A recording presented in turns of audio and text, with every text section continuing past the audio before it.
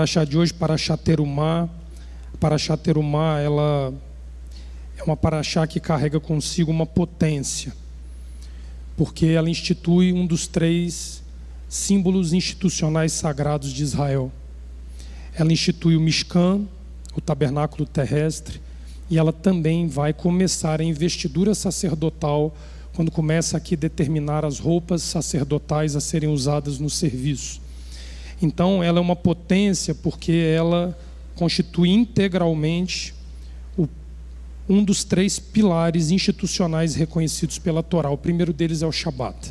O Shabat vem desde a criação, dado a Elohim para o homem.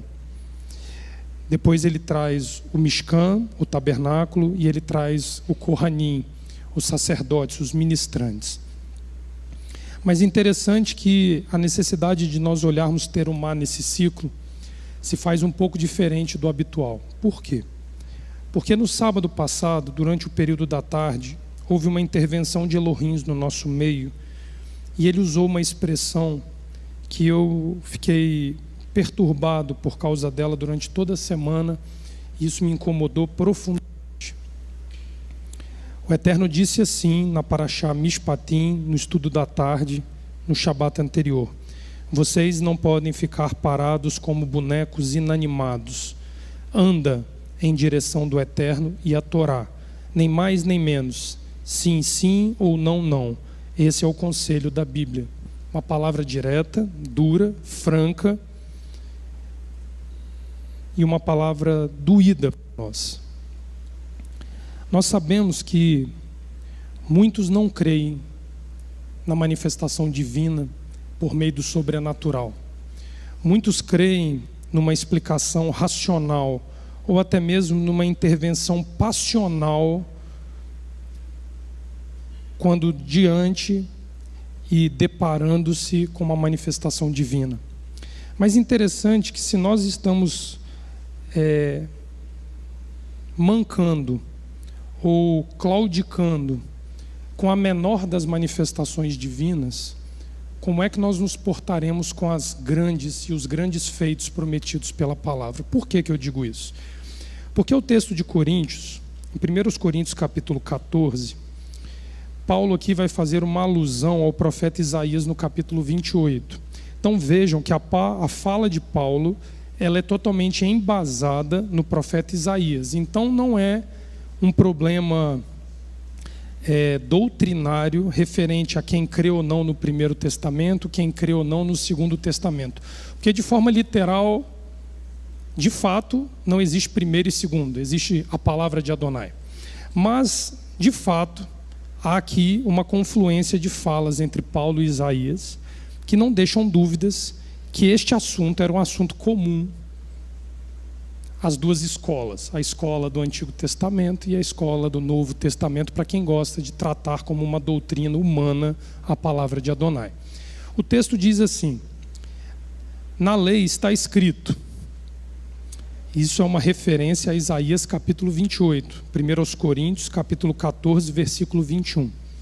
Na lei está escrito: falarei este povo por homens de línguas estranhas e por lábios de outros povos, e nem assim me ouvirão, diz o Eterno.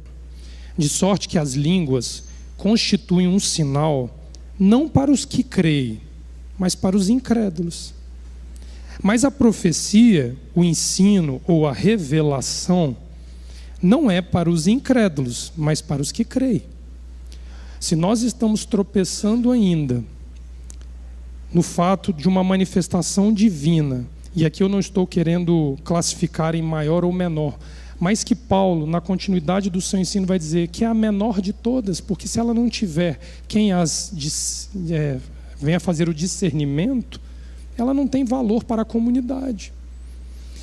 Se nós estamos literalmente claudicando na dúvida se Adonai fala ou não a esta casa, de fato nós afirmamos que Paulo está correto com o que ele diz. Porque se há uma manifestação em língua estranha, é porque não há crença, não há adesão. O dia que a casa, de uma forma sólida, tiver uma adesão plena, é um dom que se torna desnecessário, porque haverá adesão. Então, se nós estamos, de fato, descrentes da manifestação divina, nós estamos aqui chancelando Paulo naquilo que Paulo fala. É de corar a cara de vergonha, Leomar, isso para nós. Nós precisamos compreender que a expressão usada por Adonai para nos corrigir no Shabat passado, bonecos inanimados, se encaixa perfeitamente como o recurso para não reincidirmos nessa questão denunciada pelo Eterno na Parashá Terumá. Então, Terumá vem a seguir de um Shabat onde Adonai nos corrige, nos chamando de bonecos inanimados. E aí o Eterno nos ensina que Terumá, Leomar, é a resposta imediata para não nos tornarmos esses bonecos inanimados, os quais ele se refere. Abre o Salmo 115. Leonardo, mas não é possível um ser humano que tem vida se tornar um ser inanimado. Se você levar em consideração que a morte em si, o salmista diz que de lá nós não podemos glorificar Adonai, já não é muito favorável para nós a situação. Mas eu estou falando para aquele que serve Adonai, para que conhece Adonai e vive. Ele estava dizendo para seres humanos vivos não se tornarem como bonecos inanimados. O Salmo 115, cantado aqui belamente pela casa, vai dizer assim: não a nós, Adonai, não a nós, mas é o teu nome da glória, por causa do teu amor e da tua fidelidade. Porque dizem as nações: onde está o seu Elohim? O nosso Elohim está nos céus, ele faz tudo o que lhe agrada. Olha agora o que é a definição de um boneco inanimado. O nosso Elohim está nos céus, ele faz tudo o que lhe agrada. Então, de fato, Elohim não é um boneco inanimado. Ele é vivo, ele está nos céus, ele faz, ele acontece, ele determina, ele é vivo. Ele é vivo. Os ídolos deles são prata e ouro, obra das mãos dos homens.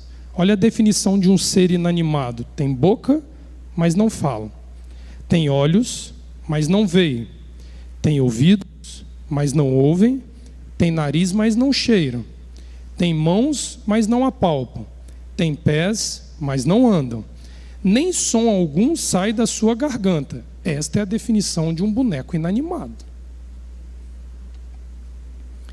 Tornem-se semelhantes aos ídolos os que os fazem e todos os que nele confiam. Então, biblicamente, nós podemos nos converter em seres inanimados. Aí o salmista, para recuperar o povo, clama: confia, ó casa de Israel; adere, bitahom, confiança; batar, confia, ó casa de Israel, no Eterno. Ele é o teu auxílio e o teu escudo. Primeira vez do verbo confiar. Casa de Arão, confia em Adonai. Ele é o teu auxílio e o teu escudo. Vós, os que temeis ao Eterno, o povo, confia em Adonai. Ele é o teu auxílio e o teu escudo. Ele usa 3 vezes a mesma expressão. Ele fala casa de Israel, ele fala casa de Arão, e ele convoca o povo, as nações: confia. A urgência está expressa na redundância das 3 vezes onde o verbo é clamado, mas mesmo havendo uma casta hierárquica dividida na fala do autor, casa de Israel, casa de Arão e os povos, os servos, todos eles são auxiliados pelo escudo de Adonai. O recurso é o mesmo. Independente da casta, da hierarquia que o autor teve o cuidado de descrever no apelo, porque o que ele está dizendo é que tanto a casa de Israel quanto a casa de Arão e o povo podem se converter em seres inanimados pela má conduta. Mesmo diante de uma hierarquia, o recurso é o mesmo: o Eterno é o seu auxílio e o seu escudo. Determinando aqui um caráter individual desta adesão e esta confiança conclamada pelo salmista. Notem que mesmo diante de uma manifestação divina única, o pacto do Sinai, não se viu nada igual. Adonai desce sobre um monte, ocorre um terremoto, ocorre uma tempestade, uma escuridão, e a voz de Adonai é vista. Nós tratamos disso no sábado passado. A voz de Adonai é vista em meio aos trovões, de tão palpável, de tão claro, e nós estamos incidindo no problema de não crermos que Ele é um Deus vivo. E Adonai diz que o caminho destes é tornar-se um boneco inanimado. Isso me incomodou demais da conta. Mesmo diante de uma manifestação divina única, o pacto do Sinai, onde Israel ali é tomado como nação sacerdotal e recebe para si e para as nações a aliança divina da Torá, que rege o universo, que cria o universo, que sustenta os pilares do universo. É único aquele momento, não existirá de novo, não existiu uma segunda vez na história, ele foi único, como nação penetrada e separada por Adonai. Mesmo diante disso, a crença do povo em Elohim não havia sido despertada neles. Nós falamos sobre isso. O pacto individual deveria transcorrer a partir da iniciativa dos hebreus e das nações ali postadas ao pé do Sinai, pelas gerações. E para esse despertar, o Eterno estabelece a construção do local sagrado onde ele se manifestaria diariamente, 2 vezes ao dia. Levi, olha a nossa situação como ela beira o ridículo, para não usar uma expressão pior. Nós vemos Adonai no monte, ele faz um pacto, ele é visto, a sua palavra desce, o mundo treme, tudo para ver aquele momento. E Adonai logo a seguir, ele constitui uma ordenança para que o homem caminhe diante dele, com um tabernáculo itinerante no deserto, para Chaterumá. Para quê? Para que o homem veja Adonai consumindo o sacrifício dia e noite, todos os dias. Porque nós não cremos ainda. Porque muitos de nós estão aqui tornando-se como os ídolos. Tem boca, mas não falam, ouvidos, mas não ouvem, olhos, mas não veem, e todas as características de um ser inanimado. Com toda a tristeza que isso carrega. O Mishkan, que é o tabernáculo que Moisés ergue no deserto, nasce da necessidade de ensinar o povo que Elohim existe, que ele é único e que ele é vivo. O Mishkan é erguido pela necessidade de mostrar ao povo que Elohim existe, que ele é vivo e que ele é único. Ah, Leonardo, mas isso é esquisito. Todas as gerações subsequentes à geração do deserto necessariamente precisaram passar pelo ensino da crença de que Elohim é único, ele existe e ele é vivo. Parece algo ridículo de se falar. Parece algo básico que ensina-se a uma criança que está começando a falar papai e mamãe, mas não é. Existe uma distância gigantesca entre você saber o que é a verdade e você viver uma verdade. Nós estamos neste penhasco, neste abismo que separa o conhecer uma verdade e viver uma verdade. Conhecer a verdade é uma limitação humana e filosófica e ideológica da vida cotidiana e da vida passada. Conhecer a verdade e vivê-la é uma experiência que só o cérebro de um Deus vivo tem. Não é à toa que a Torá vai dizer que eu fiz com Israel uma aliança com sacrifício. Eu fiz uma aliança com sacrifício. Qual o sacrifício? Humano. E vocês vão entender qual é. Abre 1 Reis, capítulo 18. Quando o povo se encontra letárgico, estático, sem reação, estatelado, adormecido, anestesiado, seja qual for a condição que nos coloque tal qual um ser inanimado,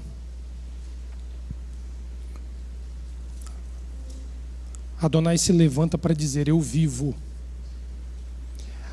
A geração de Elias, aqui no Monte Carmelo, vivendo um problema sério com a condução de uma prostituta à frente de Israel. Porque Acabe era rei, mas quem conduzia Israel era uma prostituta estrangeira chamada Jezabel. Um confronto direto aqui com o que é inanimado precisou ser feito, parecendo um espetáculo circense, para que o mínimo de crença fosse despertada nos servos de Elohim. Olha o que o texto vai dizer do verso 27. Vocês conhecem a história. Elias convoca Israel toda para o Carmelo. Convoca os profetas de Baal e de Aserá e promove um confronto, Levi, do que vive com aqueles que não vivem. Olha o que Elias vai fazer. Ele não faz isso para as nações, ele não faz isso para os estrangeiros, ele faz para um povo que contraiu uma aliança de sacrifícios com Adonai. Capítulo 18, verso 27. Ao meio-dia, na hora do sacrifício da tarde, a Minhá, Elias começou a zombar deles. Por quê? Elias mandou eles incendiarem um altar, fazerem sacrifícios para que o Deus deles se manifestasse. Só que o Deus dele não compareceu. Aí Elias fala: vamos ajudá-lo. Ele pode estar dormindo. Olha o escárnio com aquilo que é inanimado. Clamar em altas vozes, pois ele é Deus, o Deus deles. Talvez esteja pensando, ou tenha alguma coisa que fazer, ou que intente alguma viagem. Talvez esteja dormindo e necessite que o desperte. Assim, eles clamavam em altas vozes, se retalhavam com facas e com lancetas, conforme o seu costume, até derramarem sangue. Passou o meio-dia e continuaram a profetizar até a hora da oferta de cereais. Porém não houve voz, nem resposta, nem atenção alguma. Então Elias disse a todo o povo: chegai-vos a mim. Todo o povo se chegou a ele, e Elias reparou o altar do Eterno que estava em ruínas. Tomou Elias 12 pedras, segundo o número das tribos dos filhos de Jacó, ao qual viera a palavra do Eterno, dizendo: Israel será o teu nome.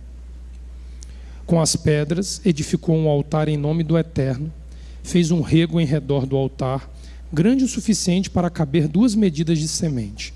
Armou a lenha, dividiu o novilho em pedaços e colocou sobre a lenha. Então disse: enche de água 4 cântaros, derrama sobre o holocausto e sobre a lenha. Disse mais: fazei-o a segunda vez. E o fizeram a segunda vez. Disse ainda: fazei-o a terceira vez. E o fizeram a terceira vez. Elias provoca a manifestação divina em 3 atos. Do mesmo jeito que os deuses inanimados provocam e não respondem, Elias provoca para que haja uma resposta divina. É o grito daquele que clama pela manifestação divina em seu meio, para que outros creiam, e não para que a sua glória pessoal se resplandeça, mas para que outros creiam que ele é vivo. Israel aqui havia sofrido um problema neurológico de uma amnésia grave. Esqueceu que Elohim é Deus, e o único, e que ele é vivo. Quando chegou a hora da oferta de cereais, verso 36, o profeta Elias aproximou-se e disse: ó Eterno, Elohim de Abraão, de Isaque e de Israel, manifeste-se hoje que tu és Deus em Israel, e que sou teu servo, e que segundo a tua palavra fiz todas estas coisas. Responde-me, Eterno, responde-me, para que o povo conheça que tu, ó Eterno, és Deus, e que fizestes voltar o seu coração. Então caiu o fogo do Eterno, consumiu o holocausto, a lenha, as pedras e o pó, e ainda lambeu a água que estava no rego. O que vendo todo o povo, caíram de rosto em terra e disseram: o Eterno é Deus, o Eterno é Deus. Geração após geração que se corrompe quanto ao fato da existência divina nesses 3 aspectos: ele existe, ele é vivo e ele é único, precisa ser chacoalhado por Elohim para se lembrar que ele vive. Cuidado, jovens, para não tentarem a Elohim com a vida que vocês têm levado. Cuidado. A palavra terumá significa oferta, contribuição, presente e oferenda. Em todas as suas definições, ela tem vínculo característico com algo que é sagrado. Capítulo 25, verso 1 e 2, depois o 8 e o 9. Por favor, abra lá. Shemot, Êxodo, capítulo 25, 1 e 2.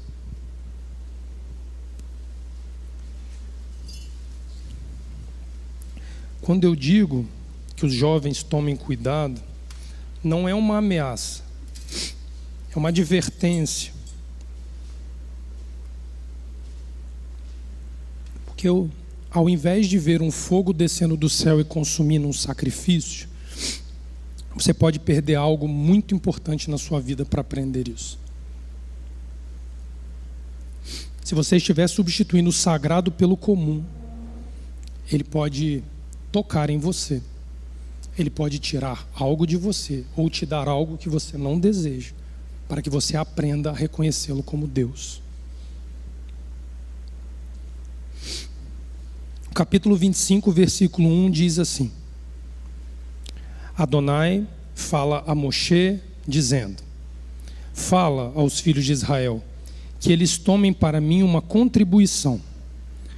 Terumá, contribuição. Tomareis minha terumá de todo homem de coração gratificador. Verso 8. Faze-me um santuário e habitarei no seio deles. Segundo tudo o que eu mesmo te faço ver, o molde da morada e o modelo de todos os seus objetos os farei assim. Ora, o primeiro tabernáculo foi erguido mediante um ato de gratificação voluntário dos filhos de Israel.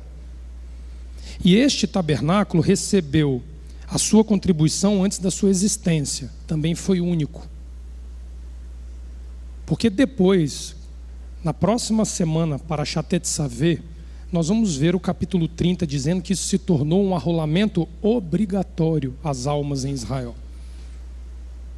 Então, dentro de um cenário de pioneirismo, esta geração, tal qual o pacto do Sinai, ergue com Adonai uma oferta que antecede a presença divina em seu meio. É o mesmo ato que Elias faz. É uma provocação ao sagrado se manifestar ao comum, ao homem, dentro de um padrão de santidade. Não é da cabeça humana criar uma forma para Elohim se manifestar. Os comentaristas da Torá têm nessa seção, Terumá, o reconhecimento de tradições herdadas da época patriarcal e a formalização através do serviço sacerdotal. Eles veem que a partir da construção do tabernáculo do deserto, tudo aquilo que Abraão, Isaque e Jacó fizeram pela simples adesão e obediência a Adonai, torna-se agora sacralizado e formalizado pelo serviço dos levitas que oficiariam no tabernáculo. É uma honra ao ato de adesão aos pais sem um molde pré-fixado. Por isso a contribuição vem antes do molde existir, para aderir à geração da frente, a geração pioneira nesse ato. Observe esse detalhe. Tradições herdadas da época patriarcal e a formalização através do serviço sacerdotal. Zelosos em situar, os comentaristas da Torá são zelosos em situar o santuário como o centro da vida nacional de Israel e fundamentá-la em seus mínimos detalhes sobre a revelação feita por Adonai a Moisés. É o centro da vida social de Israel. Leonardo, então nós temos que fazer da sinagoga um ambiente para socialização entre os crentes. O nome disso é igreja, não é sinagoga. Moshe recebe diretamente de Adonai a descrição detalhada do molde para construir a morada de Adonai na terra. E estabelece uma contribuição prévia aos futuros beneficiários da obra. A característica de antecipação é marcante nesse aspecto, pois os hebreus foram ensinados a doar antes da morada existir, sugerindo que ela, de fato, existiria mediante uma ação humana prévia. Elias precisou manifestar-se para Adonai se manifestar ao povo. Aqui Israel precisa se manifestar na construção de um local de habitação onde Adonai viria a se manifestar a Israel. É este o passo que a Parashá Terumá se conecta com a Parashá Mishpatim, quando nós vemos o salto entre o vínculo unilateral de Adonai com uma nação, capítulo 19 do Êxodo, a aliança do Sinai. Agora Adonai dando um mecanismo sagrado para que os indivíduos que compõem esta nação se conectem a ele, numa ação inversa, mas na mesma direção.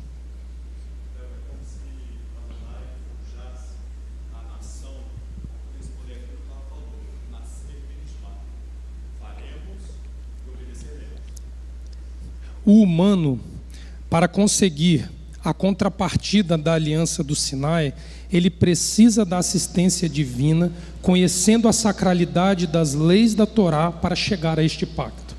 Porém, precisa haver no coração desse humano um impulso inicial em querer fazê-lo. Senão nós nos tornamos bonecos inanimados esperando que o divino nos transforme em alguma coisa, e ele não o fará. Abraão, Isaque e Jacó são honrados, segundo os comentaristas, na construção e no ofício do tabernáculo do deserto, porque eles são o molde primário de uma execução operacional humana em busca de Adonai. Molde, pastor. Só que agora formalizado num padrão sacral, universal e perpétuo, que não ficou obsoleto. Existe um outro fato em relação a essa oferta. Terumá também pode significar antecipação, tá? É uma das formas de traduzir. Eis aqui a antecipação, você pode traduzir dessa forma também.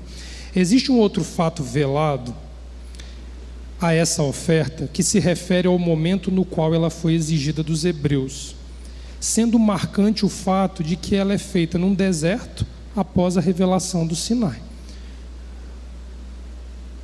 Por mais que nós tenhamos na memória um tabernáculo fixo em Jerusalém, no Monte Sião, nós não podemos ignorar a necessidade de haver antecipadamente um tabernáculo que se move itinerante por um deserto antes de haver uma morada permanente. Porque a Torá vai dizer assim: a vossa vida no deserto, ela é passageira. A Bíblia mais à frente vai dizer que nós somos peregrinos nesta terra. A visão de um mexicano itinerante precisa preceder a existência de um tabernáculo fixo. Por quê? Porque aonde Adonai mandava a nuvem se posicionar, o mexicano seguia o caminho da nuvem. Ele não se estabelece como fixo antes de aprender a se mover conforme a manifestação divina. Porque o problema é que o tabernáculo não é físico, ele é humano.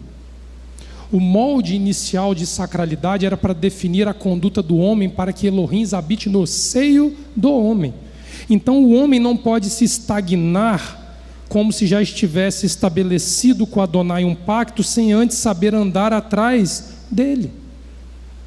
Se eu não ouço, eu não obedeço. Se eu não obedeço, eu não me santifico. Então precisa haver algo itinerante antes de haver uma residência fixa. Adonai traça isso num paralelismo, numa tenda montada num deserto, que depois é transplantada para o Monte Sião, onde ela se estabelece fixamente com tijolos, madeira, de uma forma definitiva, mostrando que haveria sim uma habitação permanente de Elohim dentro de nós, quando a habitação do mexicano ela era temporária mediante a presença de sacrifícios. Duro, né?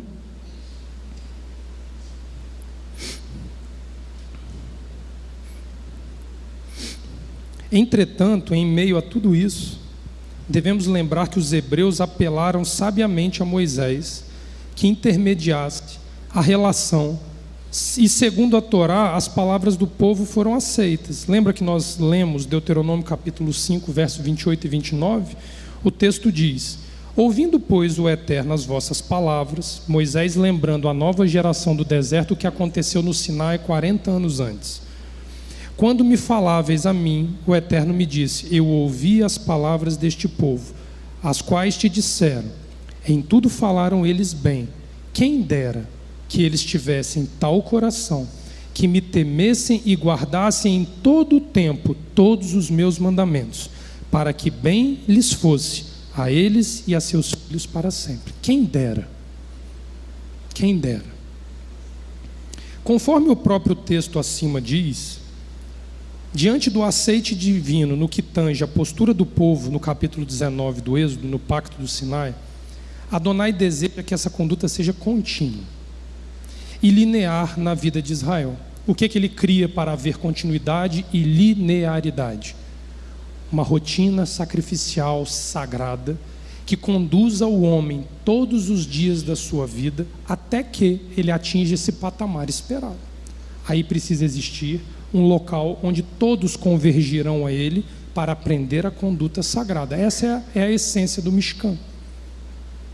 Para solidificar isso, ele cobra uma contribuição antecipada para conduzir o povo a um ajuste individual e coletivo, no sentido de os aproximar de Adonai, ensinando que a busca pela relação com o sagrado deve preceder sua manifestação. Ou seja, ele ensina ao povo buscar ativamente o Eterno e não passivamente. Mas, Leonardo, o que eu preciso fazer? Qual é o exercício que eu tenho que fazer para dar a Adonai o sentimento de que realmente eu desejo que Ele habite em mim?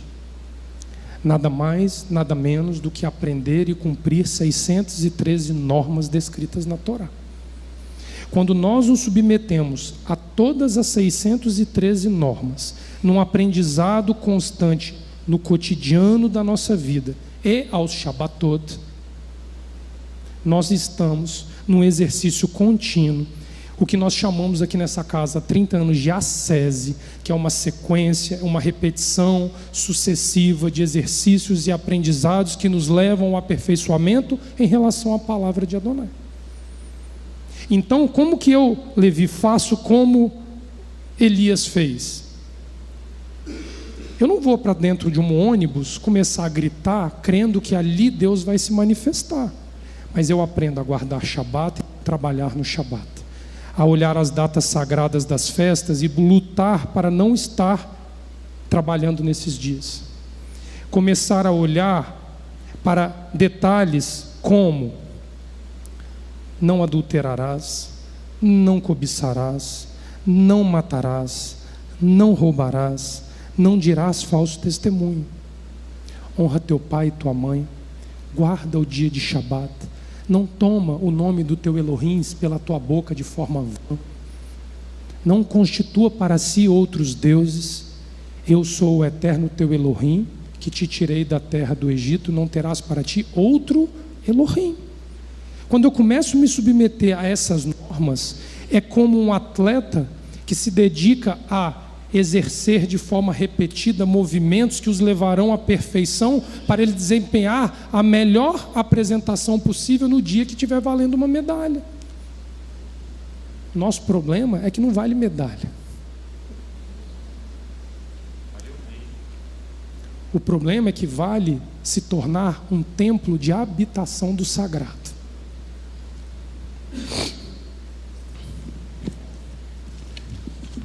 Os rabis veem e insistem no fato de que o amor de Elohim se traduz nisso para seu povo, pela doação de seus bens mais preciosos, fundamentando a vida bíblica sobre uma economia de oblação, de doação antecipada, não de acúmulo ou de consumo.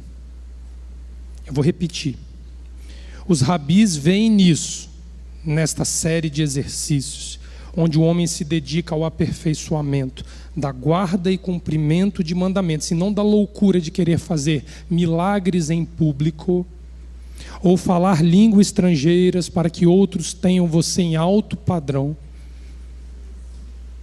Os rabis dizem que a sujeição à Torá e às suas normas são, de fato, a expressão maior do amor de Elohim, se traduzindo neste ato para seu povo, quando ele aprende que a doação de seus bens mais preciosos fundamenta uma vida bíblica sobre uma economia de oblação, não de acúmulo ou de consumo. Leonardo, está falando que eu tenho que pegar tudo que eu tenho, vender e sair?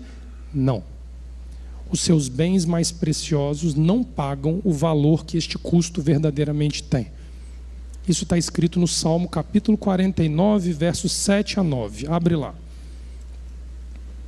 Esse aqui é o custo real que nós temos que saber que vai ser cobrado para que o sagrado habite em nós.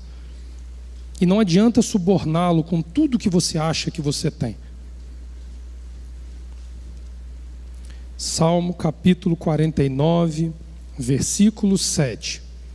Ninguém pode remir a seu irmão ou dar a Elohim o resgate dele, pois a redenção de sua alma é caríssima e seus recursos se esgotariam antes. Não é dinheiro envolvido, não são bens físicos aqui, para que vivesse para sempre e não visse a corrupção, para que herdasse a vida eterna. A palavra terumá define uma oferta contínua e não única. Grava isso. A Parashá Terumá configura uma oferta contínua e não única, como muitos acabam se equivocando, talvez pelo fato de que ela esteja atrelada aos donativos para a construção de uma obra física. O fato da Torá dizer que um povo, Levi, fez uma doação única ao longo de 40 anos de deserto para construir uma tenda fixa, dá a falsa ideia de que basta uma vez na vida doar para ter esta obra aceita. Não, porque nós estamos construindo um tabernáculo interior com uma arquitetura delicada e complexa. O terreno aqui dentro não é plano. Na maioria das vezes ele está constituído sobre areia e não sobre uma rocha. E o desafio arquitetônico é gigantesco.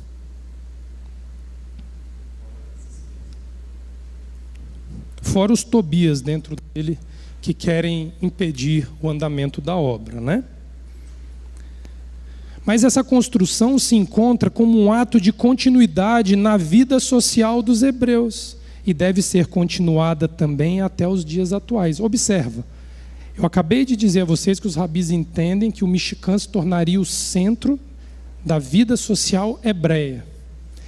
Este Mishkan é o centro da sua vida, a qual você quer consagrar a Elohim para que ele venha e habite em você, mas isso deve ser feito em âmbito social. Aqui os rabis previnem que não é pelo isolamento do ser humano que ele se consagra, mas é pela doação pública que ocorre a consagração. Difícil, né? Se santificar em meio ao que não é santo é difícil. Abre Números capítulo 18. Vamos ver as sucessivas apresentações de terumá na Torá e ao longo da história bíblica, por favor.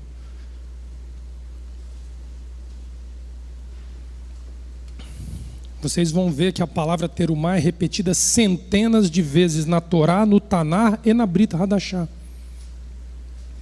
Vendo que, e provando, Leomar, que essa oferta de contribuição antecipada, ela deve ser feita, porque ela é parte do compêndio de leis sagradas que nos levam ao aperfeiçoamento. Números capítulo 18, verso 25. Por que eu peguei Números 18? Alguém sabe me dizer? Por que eu peguei Números capítulo 18? Para que os homens não falhem nas suas atribuições sacerdotais, Está aqui, Disse o Eterno a Moisés, verso 25, tá, do capítulo 18. Também falarás aos levitas e lhes dirás: quando receberdes os dízimos da parte dos filhos de Israel, que vos dei por vossa herança, deles apresentareis o dízimo dos dízimos, ou seja, o dízimo de Israel era o salário levítico. O dízimo do salário levítico era o dízimo dos dízimos. Isso era o que o levita deveria doar ao tabernáculo. Isto vos será contado como vossa terumot, como vossas contribuições. Então, se o levita oficiava todo dia, todos os dias do ano, durante todos os anos da sua vida, está mais do que provado que terumá é uma oferta contínua e não é uma oferta única. Aqui se fundamenta a ideia de ascese ensinada pela casa há 30 anos. Como cereal da eira, como plenitude da cuba e assim sucessivamente. Aí lá no final, diz assim, verso 32. Pelo que não levareis sobre vós o pecado, quando deles oferecerdes o melhor, e não profanareis as coisas sagradas dos filhos de Israel, para que não morrais. Quem quiser ver esta evolução e este apelo à manutenção contínua de uma oferta terumá, leia Deuteronômio capítulo 12. Pode anotar aí, por favor, porque eu não vou passar de texto a texto, que é o Leomar que vai continuar à tarde.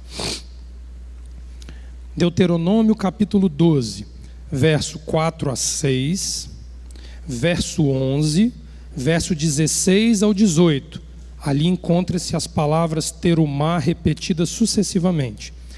Números capítulo 15, a palavra que Adonai nos deu, do verso 18 a 21, para nós fazermos a halá na casa e a queima da halá, que é feita toda sexta-feira antes da chegada do Shabat. Vocês vão ver que aquela oferta da halá, onde se pega a primícia da massa que vai fazer este pão que nós comemos aqui no sábado, ele é ofertado como uma terumá a Adonai toda sexta-feira antes. Normalmente é o Levi e os homens que estão por aqui que fazem. Não é isso, Levi? Estou errado? Queima-se a halá, terumá.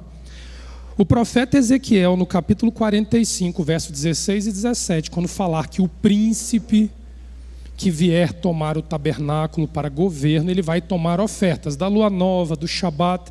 Esta palavra oferta é terumá. Então já saltamos da Torá lá para o profeta Ezequiel. A continuidade pelas gerações da oferta não foi destruída. Ok. Oi? Ezequiel capítulo 45, versos 16 e 17, explicitamente está escrito isso lá. Vai para o cativeiro babilônico e volta. Neemias capítulo 12, verso 44 a 47. Faremos um juramento de que guardaremos o dízimo da casa do Eterno, o sustento com a oferta dos levitas. O que ele restaura ali? Terumá. Eles estavam reconstruindo o templo em Jerusalém depois da queda pelos babilônios. O que eles começam a fazer? Recolher uma oferta antecipada antes do templo voltar a funcionar. Ok. Então vocês já entenderam que boneco inanimado não faz nada antecipado, né?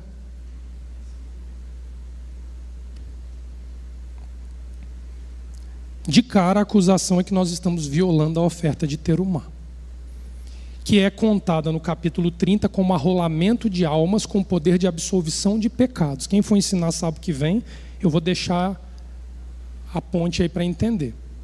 Nós estamos ignorando uma oferta financeira do meio shekel. O menor valor monetário em Israel, meio shekel. Shekel hadash, esse é o novo shekel. Nós estamos ignorando o poder que esta pequena peça de cobre tem, biblicamente falando, se nós entendermos o seu significado na nossa vida, de nos conceder a absolvição de pecados e sermos arrolados. Olha, passa na mão de um por um para ver a insignificância do negócio. O valor dela é inversamente proporcional à sua significância física, tá? Mas aí eu quero que vocês vão lá no Rabino, Marcos capítulo 12, por favor. Vamos ver o parecer do Rabino a respeito do meio shekel. Boneco inanimado não oferta nada. Não se movimenta, Levi, não trabalha, não faz, não acontece, não tem iniciativa. Aí quando Ulisses chegar aqui amanhã, 9 horas da manhã, e olhar assim, ele vai contar. Ontem tinham 150 pessoas na congregação. Hoje tem, você está esperando o quê? 30? Aí você faz a conta, bonecos inanimados mais os animados igual a 150. Aí a gente mais ou menos consegue definir. Porque você não consegue vir para uma reunião para se voluntariar. Difícil, né? Marcos capítulo 12, verso 41. O rabino vai ser duro quanto a com esse aspecto. Mas veja que o cuidado de Yeshua aqui nada mais é do que ensinar aos discípulos o valor real do meio shekel e o quanto ele é inversamente proporcional à sua insignificância monetária. Ele traz para uma geração perdida a memória de um mandamento capaz de absolvê-los. Presta atenção nisso aqui. Olha como isso é duro. E Yeshua se assenta diante do tesouro, capítulo 12, verso 41. E observa a multidão lançar moedas no tesouro. Muitos ricos lançam muitas. Uma viúva pobre vem e lança 2 centavos, sim, 1/4 do soldo. Ele chama seus discípulos e lhes diz: Amém, eu vos digo, esta viúva que é pobre lançou no tesouro mais do que todos os que lançaram. Ou seja, ela era pobre, mas ela era a mais rica de todos. É inversamente proporcional à condição econômica da moeda. Sim, todos lançaram de suas abundâncias, mas ela, em sua penúria, lançou tudo o que possuía, toda a sua alma. Terumá é uma oferta monetária ou é uma oferta do ser do indivíduo? Porque o seu ser tem o mesmo valor que o seu ser e que o meu ser. Todos nós valemos meio shekel. Não tem ninguém com peso maior aqui no nosso meio ou no meio de qualquer outra comunidade.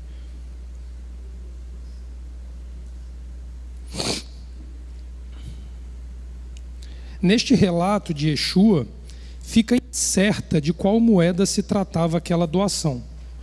Os teólogos, os comentaristas se debatem qual era a moeda vigente naquele tempo.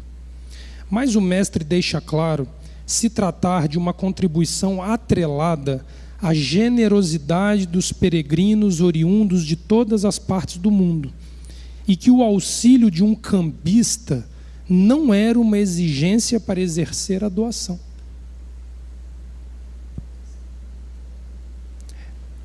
O cambista aqui é aquele que vai te propor, a custas de dinheiro, um passaporte e um sobrenome judaico para querer lhe dar uma autenticidade que nos céus não vale, se a sua alma não estiver ligada a Jacó, a Isaac e a Abraão. Não precisa de cambista. O mestre chama esses intermediários de cambistas. Eu preciso definir cambista para vocês, não, né? Figuras ilustres dos anos 70, 80 e 90, nas portas do Maracanã em dia de Fla-Flu. Cambista. Os meninos hoje não sabem o que é isso, Leomar. Eles compram pelo celular. Outro aspecto referente à contribuição da viúva pobre se apoia no fato da referência monetária mínima trazida por ela, 2 leptos, literalmente metade do quadrante e 1/4 do soldo, ou seja, a 16ª parte do denário, é a fração da fração da fração da fração, igual o meio shekel significa, é a fração da fração da fração da fração. Literalmente metade. O menor valor econômico disponível para realizar uma contribuição.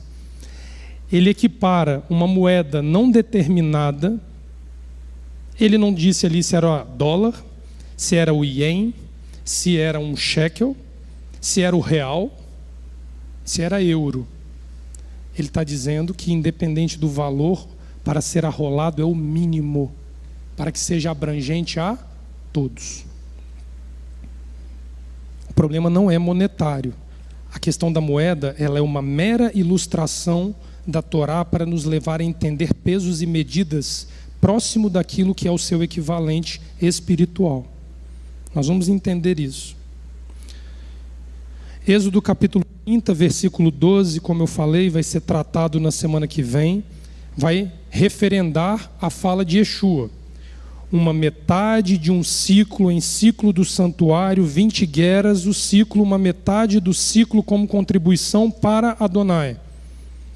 Toma o dinheiro das absolvições dos filhos de Israel, é para os filhos de Israel memória diante de mim para absolver os vossos seres. Esse é o poder deste insignificante valor monetário que está passando de mão em mão aí. Depois devolve para mim, tá? Por favor. Que ele fica na bolsa do meu tefilim. Eu lembro dele todas as manhãs, quando eu uso. Observem que, mediante a evolução do tempo da sociedade hebreia, as contribuições para a manutenção de uma vida alinhada aos princípios da Torá continuavam sendo exercidas. Entre Moisés e Yeshua, 14 gerações. E o terumá estava ali sendo usado como recurso de absolvição. E Yeshua faz questão de pontuar o terumá de uma viúva pobre, para destacar a manutenção de uma vida espiritual sólida, pautada no princípio da doação, antes da manifestação divina em período de deserto. Por isso se trata de uma viúva pobre. O ser humano mais frágil em meio a uma sociedade. Uma viúva pobre. Notem que a cadência bíblica primeiro destaca a contribuição antes de haver a construção. Porém, trata-se como obrigatória a partir da revelação da sua função. Chegou para as almas em Israel e disse: todo mundo entrega o meio shekel para contribuir para o meu tabernáculo. A partir da revelação do seu significado, ele cria isso como uma obrigação na vida bíblica. Obrigado. Ora, se a absolvição é construída antes da manifestação divina no Mishkan, devemos entender o propósito maior desta mitzvah. A absolvição precede a construção do Mishkan. Eu e você queremos ser o Mishkan para sermos absolvidos. A absolvição precede a construção deste tabernáculo interior onde a Torá diz que Adonai deseja habitar. Lembra de Shemot 25:8 que nós lemos agora? Faz-me um santuário e habitarei no seio deles. Deles quem? Dos marcianos, dos jupiterianos. O verbo habitar, fazer morada, usado em Êxodo 25, vem declarado na sua forma futura. Faz-me um santuário e habitarei. Faz agora, e eu habito no futuro. Você compra a sua casa própria, pastora, e não pode morar. Vem isso se tornando uma declaração que sugere que, mediante um esforço humano para se adequar ao pacto do Sinai, a absolvição humana abrirá o caminho para ele se tornar um local de habitação do Eterno na terra. Salomão entendeu isso a duras penas. Abre 1 Reis capítulo 8, por favor. Ele foi entender o valor real da construção depois que ela estava pronta. E olha para quem é o direito de absolvição, o direito de construção, o direito de ser ouvido nos céus. 1 Reis, capítulo 8, verso 12. Então disse Salomão: o Eterno declarou que habitaria em trevas espessas, igualzinho o Monte Sinai, hein? Na verdade, edifiquei uma casa para a tua morada, lugar para a tua habitação eterna. Esse aqui ele está falando da obra física, hein? Presta atenção. Voltou então o rei o rosto, abençoou a toda a congregação de Israel enquanto se mantinha toda em pé, e disse: Baruch Hashem, o Elohim de Israel, que falou pessoalmente a Davi meu pai, e pelo seu poder o cumpriu, dizendo: desde o dia em que tirei Israel, o meu povo do Egito. Ele volta ao Êxodo capítulo 12, olha só. Desde o dia em que tirei Israel, o meu povo do Egito, não escolhi cidade alguma de todas as tribos de Israel para edificar uma casa a fim de ali estabelecer meu nome. Porém, escolhi a Davi para chefe do meu povo de Israel. Também Davi, meu pai, propusera em seu coração edificar uma casa ao nome do Eterno, o Elohim de Israel.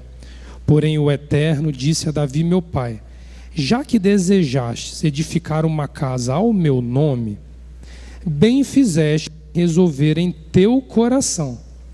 Bem fizestes em resolver isso em teu... Adonai chancelou a construção física em Jerusalém quando viu que ela havia sido construída no coração de Davi. Primeiro a absolvição, depois a construção. Cadê aqui? Ouve, pois... Cadê? Não. O meu nome estará ali, para ouvires a oração que o teu servo fizer neste lugar. Ouve, pois, a súplica do teu servo e do teu povo de Israel, quando orarem neste lugar. Ouve no céu, lugar da tua habitação, ouve e perdoa.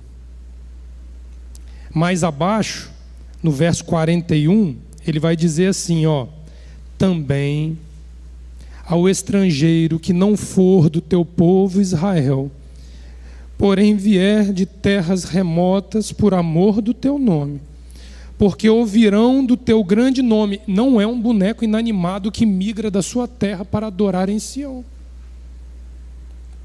Porque ouvirão do teu grande nome, e da tua mão poderosa, e do teu braço estendido, e orar voltado para esta casa. Ouve tu nos céus, lugar da tua habitação, e faze tudo o que o estrangeiro te pedir, a fim de que todos os povos da terra conheçam o teu nome, para te temerem como teu povo Israel, e para saberem que esta casa que eu edifiquei é chamada pelo teu nome. Um pouco mais à frente ele vai dizer assim: habitaria Adonai numa casa construída pela mão de homens? Ele cai em si, porque ele abusou na construção. Nós não vamos entrar nesse momento aqui não. Ele fez adornos proibidos, ele usou um trabalho escravo pesado das nações para fazer a obra conforme ele quis fazer. Não dá para entrar nesses detalhes. Mas quando ele viu tudo pronto, ele caiu em si e falou: habitaria Adonai numa casa construída por mão de homens? Ele entendeu que Davi foi chancelado aqui, Ele ainda não. Salomão construiu sem ter a chancela aqui, Ele cai em si depois. E depois desse ato, a vida dele desmorona para depois ele emergir.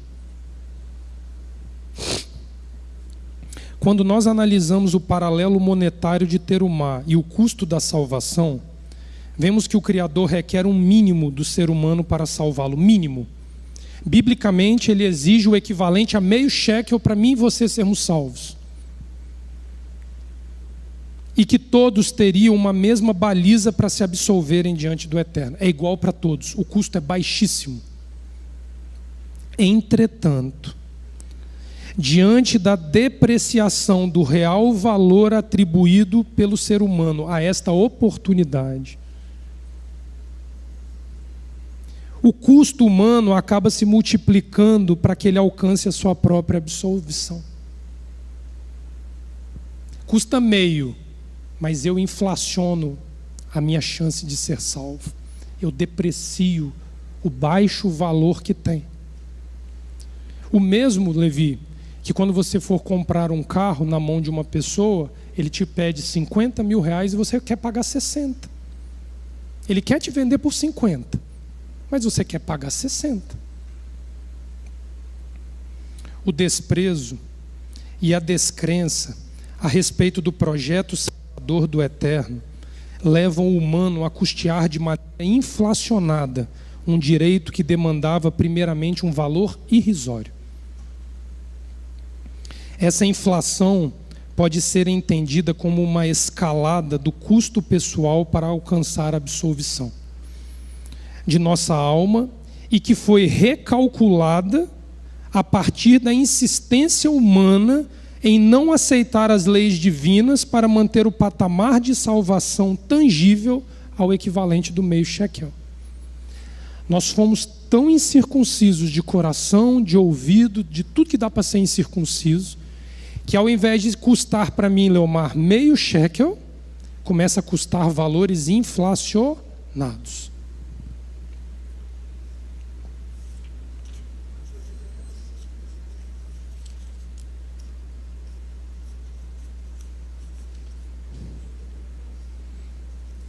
Você pega uma estrada rumo a um destino. Uma é pavimentada com acostamento e 2 pistas. Você prefere pela esburacada, sem acostamento, mão e contramão, para você ainda ter risco de ter que se acidentar numa ultrapassagem. Isso que nós fizemos, tá? E a Torá vai falar isso. Quanto mais o humano rejeita a Torá em sua vida cotidiana, mais cara fica a nossa absolvição. Essa é uma convicção bíblica que conduz o humano a 2 caminhos distintos. Anota, primeiro deles. 2 caminhos distintos. Primeiro deles, ignorar a existência de recurso dentro de um prazo aceitável pelo Criador e conduzir a vida alheia à Torá até descer à sepultura. Esse é o primeiro caminho. Eu ignoro, e aí a salvação vai ficando cara, que chega num limite de um teto de tempo e de valor que já é inalcançável. Vamos ver o fator temporal primeiro. Gênesis capítulo 15, verso 12. Está rodando? Vamos ver se tem tempo ou não, pastora, para isso aqui. Porque tem gente que gosta de levar tudo aos 45 do segundo tempo, se pautando no ladrão da cruz. Tem gente que fala assim, no último momento eu cruzo a bola e alguém vai cabecear para o gol. Tem gente que joga a vida numa roleta russa desse jeito. O texto diz assim, capítulo 15, versículo 12. Ao pôr do sol, caiu profundo sono sobre Abrão, e grande pavor e cerradas trevas o acometeram. Então lhe foi dito, sabe, com certeza que a tua posteridade será peregrina em terra alheia, será reduzida à escravidão, será afligida por 400 anos, mas também eu julgarei a gente a que tem de sujeitar-se, e depois sairão com grandes riquezas. E tu irás para os teus pais em paz, serás sepultado em boa velhice. Na 4ª geração, Pessar, tornarão para cá, porque não se encheu ainda a medida da iniquidade dos amorreus. Tinha assim, Levi, um copo entornando assim com Adonai, com os amorreus, mas não estava cheio ainda. Isso é sinal de que existe um tempo cronometrado por Elohims, onde nós temos ou não a oportunidade de absolvição da vida. Então existe um fator temporal para nós? Existe. Segundo fator, Mateus capítulo 27. Aludindo Zacarias capítulo 11. Muita gente acha que esse texto se trata do campo comprado por Jeremias. Não é. É Zacarias capítulo 11. Presta atenção. Mas nós vamos Nós vamos ler agora Mateus 27, Alba. Isso. Uma alusão a Zacarias capítulo 11.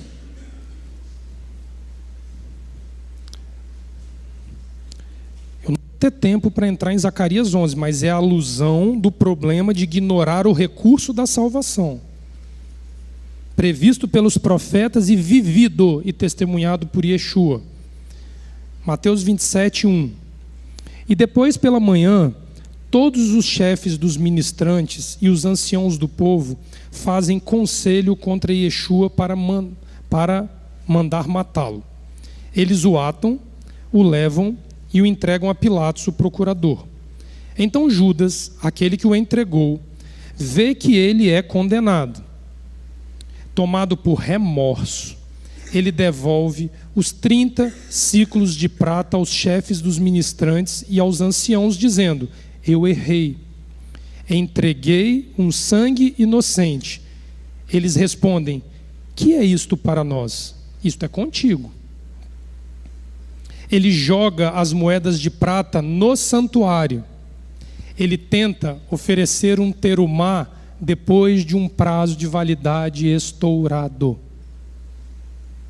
E vocês vão ver que ele não sabia nem fazer o cálculo disso. Eu vou mostrar para vocês. Eles dizem: isto é para nós? Não, isto é contigo. Ele joga as moedas de prata no santuário, retira-se, vai e se enforca. Os chefes dos ministrantes pegam as moedas de prata e dizem: não é lícito jogá-las na caixa do tesouro ou do corbã. Não pode. Não pode. O tesouro do santuário não serve como oferta, uma vez que são preço de sangue. Eles se reúnem para decidir e compram o campo do oleiro para a sepultura dos metecos, dos estrangeiros. Assim este campo é chamado Seder Hadam até esses dias, o campo de sangue.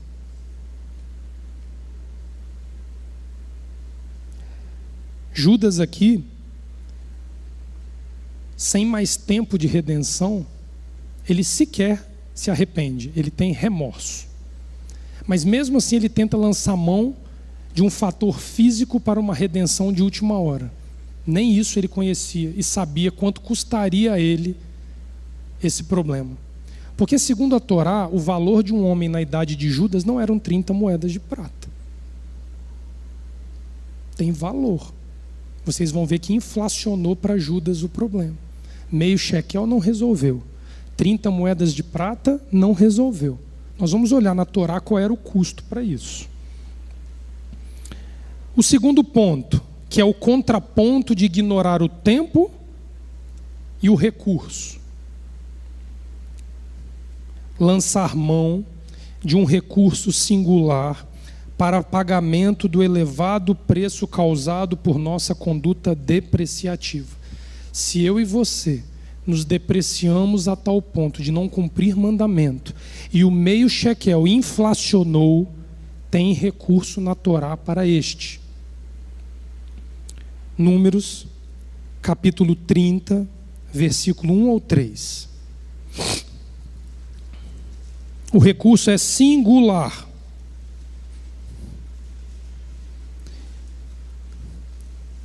Se houve inflação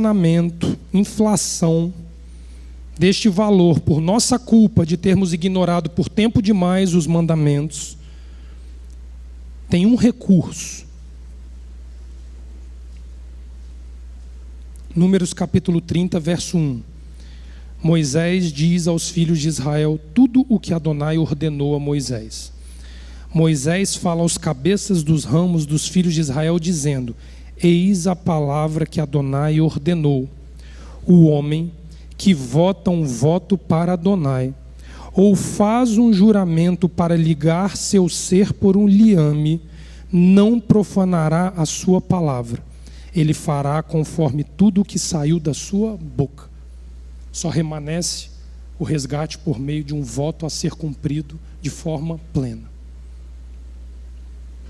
O voto tem por objetivo estabelecer ou reforçar uma relação pessoal entre homem e Criador, aonde há obrigação de se respeitar a promessa feita. Traí-la, segundo os rabis, seria condenar-se a um justo castigo. Os votos ocupam um lugar único na Bíblia, tanto em escritos como em leis. Eles comportam um juramento, Mas a definição de voto é diferente e ultrapassa largamente o da palavra jurada, pois ele só pode ser um compromisso em relação ao futuro. Você luta pela relação com Elohim, trabalha para que o Mishkan ocorra. É para futuro. Ao passo que o juramento incide sobre algo do passado, já experimentado pelo humano. Por exemplo, o testemunho de um fato é jurado ser ou não verdade, mas o fato já ocorreu. Eu juro não tocar mais em álcool, porque você já havia tocado. Mas se você vai fazer um voto, é algo que parte do dia do voto para um futuro a ser cumprido. Qualquer autoridade terrena pode exigir de outrem um juramento, mas os votos não. Estes têm como marca a singularidade e a liberdade de serem realizados. E não podem ser obrigados ou incentivados. Esse caráter singular de uma palavra humana constitui o único recurso do indivíduo que depreciou-se ao longo da vida em relação ao valor do ter humano. Os comentaristas veem no voto o resultado de uma tendência humana a se livrar da angústia diante de um futuro sombrio. Ou pior, um modo de mobilizar Adonai a seu favor, prometendo de antemão o preço de sua boa vontade. Contudo, a Torá e seus adeptos devem ver com ressalvas essa motivação.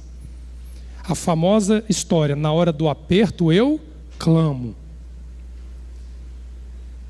Visto a baixíssima confiança no caráter humano em momentos de crise. Na hora da crise, todo mundo quer aderir.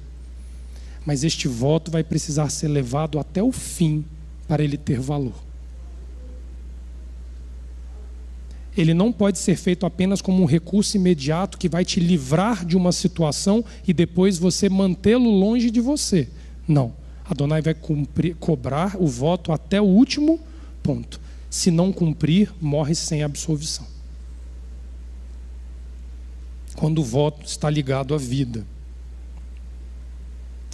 Mas devem optar, vou ler de novo, contudo a Torá e seus adeptos devem ver com ressalvas essa motivação, visto a baixíssima confiança no caráter humano em momentos de crise, mas devem optar por compor com ela em vez de condená-la totalmente, visto se tratar de um último recurso para o pecador. Portanto, daí nasce a máxima de que votos são autorizados, mas não devem ser incentivados e muito menos banalizados. O último capítulo do livro do Levítico trata do resgate eventual dos bens ou das pessoas que seu Adão devotou a serviço do templo. Eu vou repetir isso aqui, com muita calma, que eu já estou encerrando. O livro sacerdotal, o livro do Levítico, no seu encerramento, capítulo 27, pode abrir lá, trata o resgate eventual de bens e de pessoas que seu Adão devotou ao serviço do templo. As tabelas de valores foram estabelecidas evidentemente com bases concretas da vida cotidiana e não em especulações abstratas. O período onde nós mais somos produtivos custa mais caro a absolvição da nossa alma. O período onde nós menos somos produtivos, os extremos da vida, a absolvição, ela é mais barata. Vocês vão ver aqui. Capítulo 27, versículo 1 e 2, por favor. Adonai fala a Moshe para dizer, fala aos filhos de Israel e diz-lhes, o homem que singulariza um voto, conforme o valor dos seres para Adonai. O homem que singulariza um voto, conforme o valor do seu ser, da sua alma para Adonai. O que é que o meio shekel representa? O valor da absolvição de uma alma. Olha a regra. Se o objeto da sua avaliação for homem da idade de 20 anos até 60, será a tua avaliação de 50 ciclos de prata. Quanto que Judas deveria minimamente ter o conhecimento para pagar? Faltou quanto? 20. Pagou abaixo. Significa que a alma dele, o coração deles estavam aquém da absolvição. O problema não era o valor. Porém, se for mulher, a tua avaliação será de 30 ciclos. Se a idade for de 5 anos até 20, a tua avaliação do homem será de 20 ciclos, e da mulher 10 ciclos. Se a idade for de 1 mês até 5 anos, a tua avaliação, A tua avaliação do homem será de 5 ciclos de prata, e a tua avaliação da mulher será de 3 ciclos de prata. De 60 anos para cima, se for homem, a tua avaliação será de 15 ciclos, e da mulher 10 ciclos. Agora olha o verso 8, com muito carinho ouçam isso. Se ele, este que está sendo avaliado, é arruinado pelo valor, se o valor, Levi, é estrondosamente alto, incapaz de ser pago, você está arruinado porque o valor é inalcançável, mantém-no diante do ministrante. E o ministrante o avalia de acordo com o que a mão do que faz o voto alcançar, o ministrante o avaliará. Olha a misericórdia. Se você e eu extrapolamos tudo que era possível extrapolar e se tornou inalcançável, e eu me jogar aos pés do rabi, do mestre, do ministrante, ele olhará com misericórdia e vai ver que o esforço maior que eu fizer, ele pagará a diferença nos céus pela absolvição.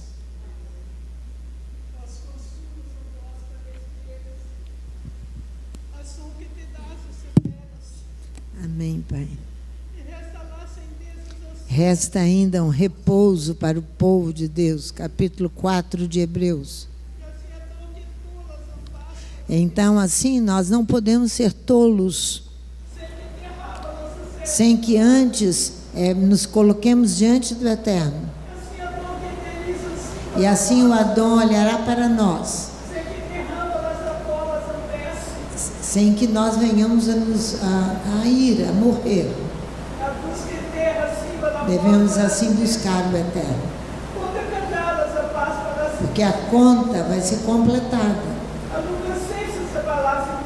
Agora nós não podemos alugar homens mentirosos para testemunharem uns contra os outros.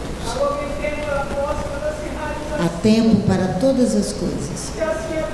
É tempo de meditar nesta questão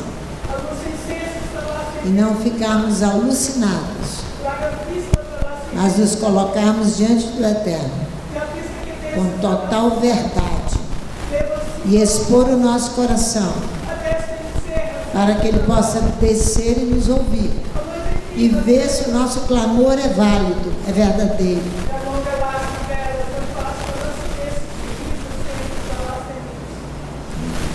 Porque sem mim nada podeis fazer, diz o ministrante, o rabino. Longa é essa estrada, mas necessária para cada um de nós.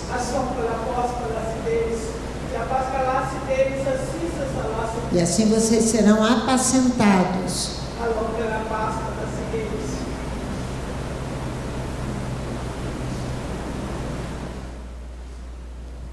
Essa é a prova maior, que em nosso meio há os que creem e os que não creem, porque Ele precisa continuar se manifestando.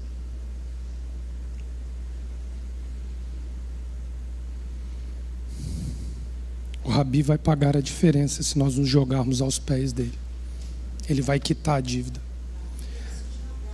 Porque 1 Pedro capítulo 1 diz que o preço foi alto demais. Leiam lá depois.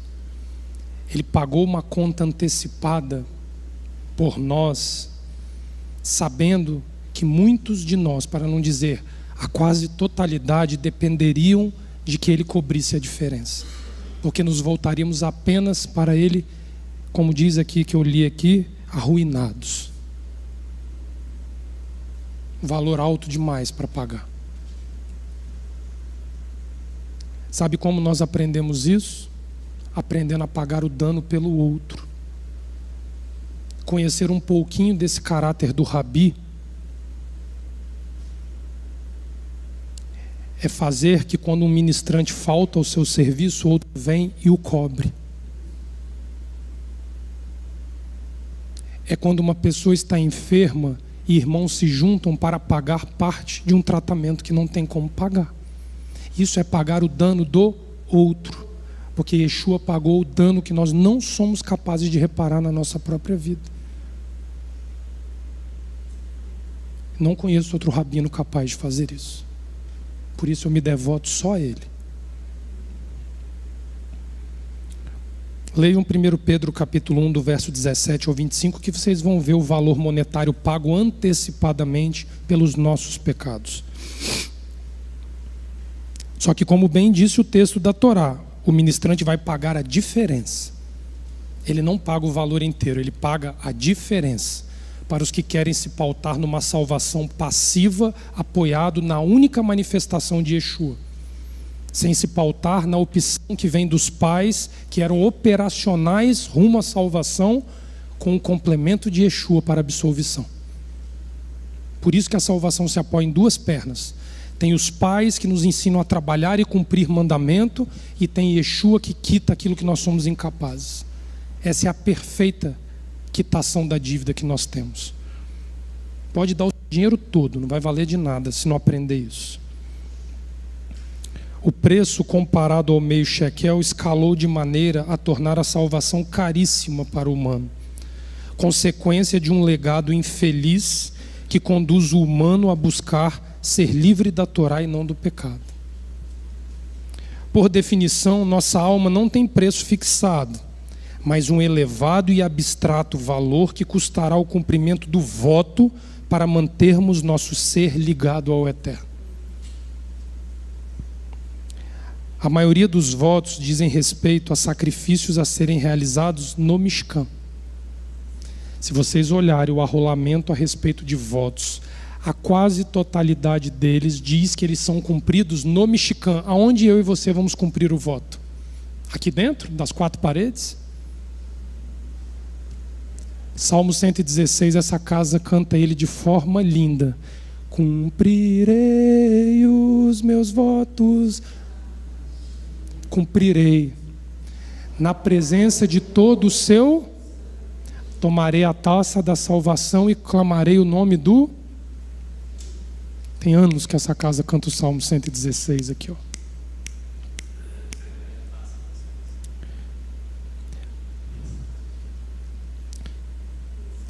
A maioria dos votos dizem respeito a sacrifícios a serem realizados no templo, ou somas de dinheiro a serem doadas, mas também podem ser verificados outros comprometimentos mais profundos, tais como promessas de consagração a uma vida religiosa, espiritualmente falando, tratando-se de abstinências ou privações temporárias ou permanentes, as quais custarão muito ao votante, conforme tratadas no texto.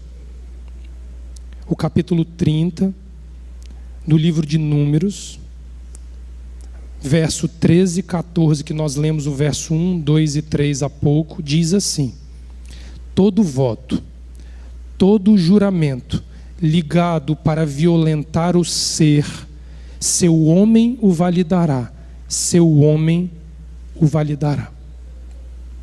Na legislação do voto, todo voto ligado para violentar o próprio ser. Você sabe o que significa isso? Muitos resumem a jejum, a castidade, a nazireado. Não se limita a isso, não. A violência do ser é que quando o mandamento de Adonai, um dos 613, contrapor a sua e a minha natureza carnal, vai ser por meio de uma violência que ela vai ser tratada. É desta violência que o voto diz que nós temos que sustentar. Seu homem o validará, o seu ser será validado. Esquece outra forma. Nossos filhos têm a oportunidade, se criados de maneira correta, longe das porcarias que nós tratamos no sábado passado, e imergirem profundamente na Torá, terão condição de viver pelo meio shekel.